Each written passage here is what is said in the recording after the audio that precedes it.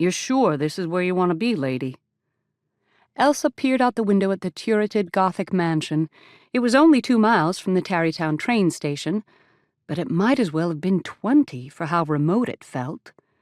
If she didn't know better, she could imagine she'd stepped into a fairy tale set in medieval Europe. I'm sure. Paying the driver his fare, she asked him to return for her at 4 o'clock. Pebbles crunched as the taxi rolled away, leaving Elsa on the circular drive. Slinging her bag over one shoulder, she tipped her head back, trying to take it all in. Above the veranda, sunshine washed the stone walls in oyster pink. An arched window with ribbing made the house look like a cathedral. The roofline, interrupted by a 4-story tower, had steps up and down like a fortress wall. It was difficult to believe this had also been a residence, and for only 2 people, as the Van Tessels had no children. It was so quiet here.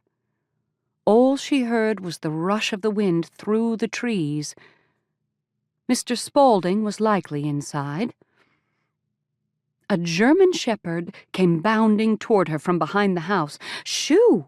She held out both hands to slow his advance. Mud coated his paws, and yet the dog seemed to be in a state of absolute bliss. "Stay down," she tried. He didn't stay down. Instead, he stood on his hind legs and planted front paws on her royal blue skirt. She could feel the wet cold seep through the fabric. "Down!" The animal's tail wagged so hard it swayed his body. He seemed to have no intention of leaving her be. With grim determination, she tugged off the white cotton gloves she wore and stuffed them in a pocket before taking his paws and shoving them away. "You really need to work on your manners, Pooch. Coming on strong is no way to treat a lady."